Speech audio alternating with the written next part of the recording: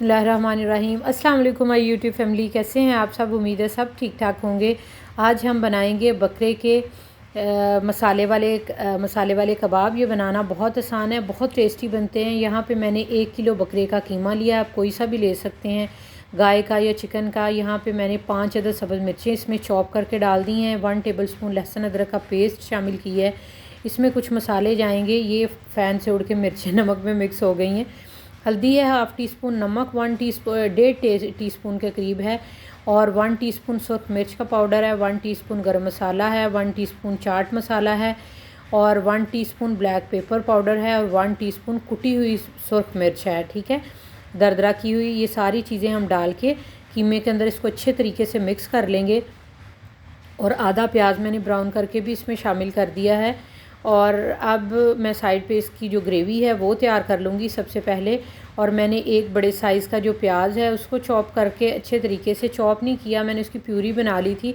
इससे मसाला बहुत जल्दी बन जाता है। ठीक है, तो वो डाला है, उसको थोड़ा सा सौते किया है मैंने। जैसे ही उसका थोड़ा सा कच्चापन दूर हुआ, उसमें 1 टीस्पून के करीब हमने लहसुन और अदरक का पेस्ट इसमें शामिल किया है। इसका कच्चापन जैसे ही दूर हो जाएगा तो इसके अंदर मैंने एक बड़ा टमाटर लिया है, उसकी प्यूरी बना ली है, वो इसमें शामिल कर देंगे। और इसको थोड़ा सा मैंने चम्मच को चलाएंगे 5 से 7 सेकंड के लिए। और उसके बाद मैंने इसके अंदर कुछ मसाले हैं इसके अंदर जाएंगे, वो शामिल कर देंगे। और 1/2 कप के करीब मैंने इसमें ऑयल डाला था। ठीक है, आप चाहें तो इसमें कम भी डाल सकते हैं। और इसमें जो मसाले जाएंगे, 1 टीस्पून के करीब नमक है, 1/2 टीस्पून सुरख मिर्च है, 1/2 टीस्पून हल्दी पाउडर है, 1 टीस्पून के करीब मेरे पास गरम मसाला है।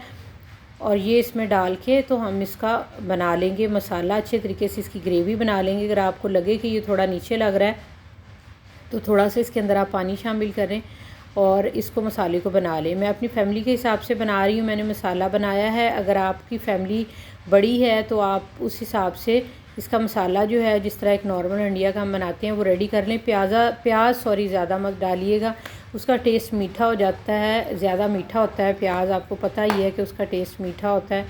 और फिर जो है आपका खाना अच्छा नहीं बनेगा। प्याज कम डालिएगा और उसमें दही, टमाटर वगैरह इस तरह की चीज़ें डाल के आप ग्रेवी को ज़्यादा बना लें। ठीक है, तो 1 जो कप के करीब है छोटे साइज़ का, वो मैंने अच्छे तरीके से फेंटा हुआ दही इसमें शामिल कर लिया है। और इसको हम अच्छे तरीके से भुनाई कर लेंगे अब इसकी।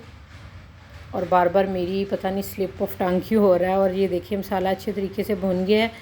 और मैंने इसको एक जो कीमे वाली मशीन है उसमें डाल के बहुत अच्छे तरीके के साथ इसको मैंने तकरीबन 2 से 5 मिनट के लिए इसको मैंने चलाया है, ताकि इसकी फ़ाइन पेस्ट टाइप बन जाए।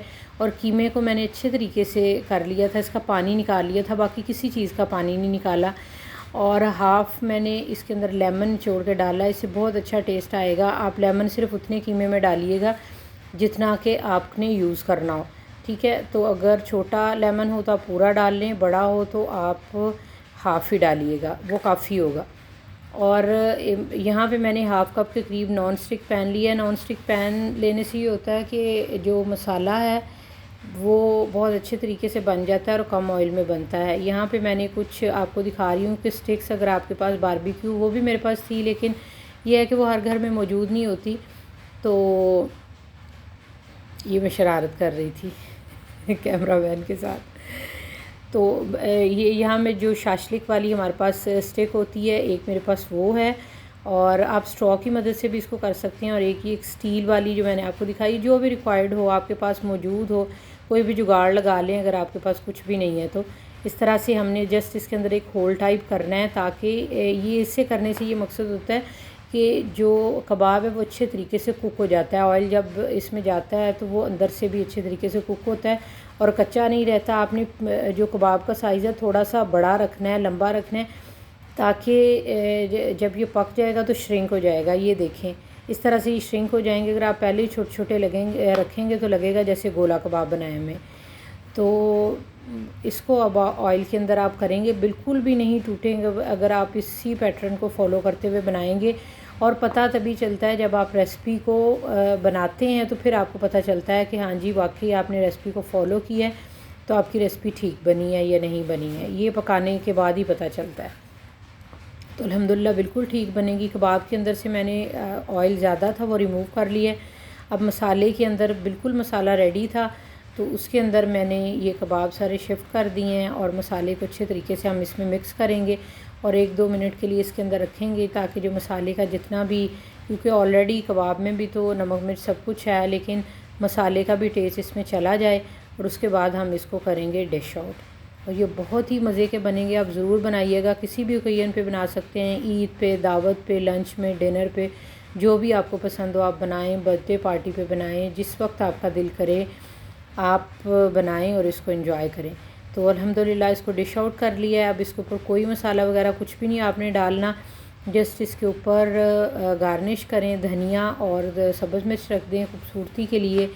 और न ये सब्ज़ मिर्च अगर आप चाहें तो खा भी सकते हैं, आपकी मर्ज़ी है। तो जी अल्हम्दुलिल्लाह ये है मेरी आज की बहुत ही ज़बरदस्त रेसिपी। आप इसको ज़रूर ट्राई कीजिएगा, अपना फ़ीडबैक दें, लाइक करें, शेयर करें। अगर आप चैनल पे नए हैं तो सब्सक्राइब करें और साथ लगे बेल आइकन को ज़रूर प्रेस करें, ताकि घंटी का जो बटन है, ताकि मेरी बर वक्त नोटिफिकेशन आपको वीडियोज़ के मिल सकें। मिलती हूँ, दुआओं में याद रखिएगा इंशाल्लाह नेक्स्ट वीडियो में। और अपना और अपने आसपास के लोगों का बहुत ज़्यादा ख्याल रखें और इसको एंजॉय करें। अल्लाह हाफ़िज़।